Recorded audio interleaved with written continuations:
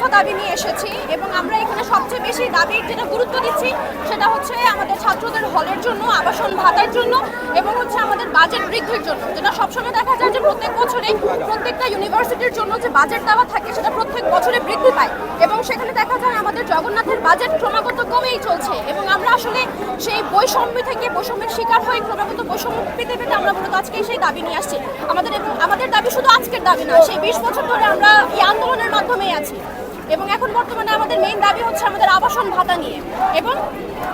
যাতে হচ্ছে আমাদের যে বাজেট প্রত্যেক বছরে প্রস্তাবিত যে বাজেট 2025 এবং 26-এর সেখানে যাতে আমাদের যে টাকা বরাদ্দ দেওয়া হয়েছে সেটা যাতে আর কাটছাট না করা হয়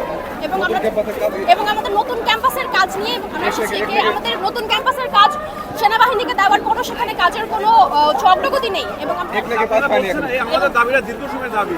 কেন ডক্টর মোহাম্মদ ইউনূসের সময় এসে জোর আন্দোলন করছে? আমাদের দাবি তো সেই ডক্টর মোহাম্মদ ইউনূসের সময় থেকে চলতেছে না, আমাদের দাবি তো সেই চলতেছে 2005 সালে যখন আমাদের জগন্নাথ বিশ্ববিদ্যালয় শুরু হয়েছে তারপর থেকে দাবি চলতেছে এবং দাবি এখন এসে অনেক জোর একটা রূপ ধারণ করেছে। তার একটা কারণ ছিল যে আমাদের ইউজিসি তারা বলেছিল যে তারা এই ঈদের পরপরই ছেলেদের একটা হলের ব্যবস্থা করবে, কিন্তু তারা এখন পর্যন্ত সেই হল দিতে ব্যর্থ এবং তারা আরও বেশি হুজুম ভাজুম লাগাইছে, যার কারণে তার প্রতিবাদ হিসাবে এবং তার প্রতিরোধ হিসাবে আমরা কঠোর আন্দোলনে নেমেছি। 5 আগস্টে আপনাদের বিশ্ববিদ্যালয়ে কেমন ভূমিকা ছিল, যেহেতু এই সরকার ছাত্রদের সরকার, আর কেন আপনাদের দাবি নিয়ে এত বিলম্বিত হচ্ছে?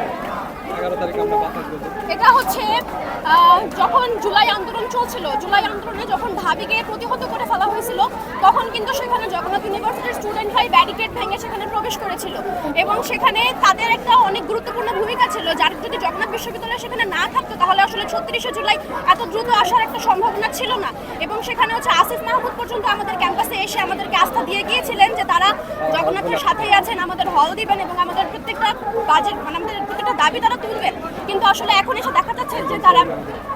তারা আসলে কোনো কিছুই করতেছে না এবং আমাদের দাবি তোলার পরও তারা হচ্ছে আমাদের স্টুডেন্টদের উপরে হচ্ছে তারা ক্রমাগত আমাদেরকে আক্রমণ করতেছে, যেটা কালকে হয়েছিল। তারা হচ্ছে এবং আমাদের কিন্তু ইউনিভার্সিটিতে একজন শহীদও আছেন, শহীদ সাজিদ।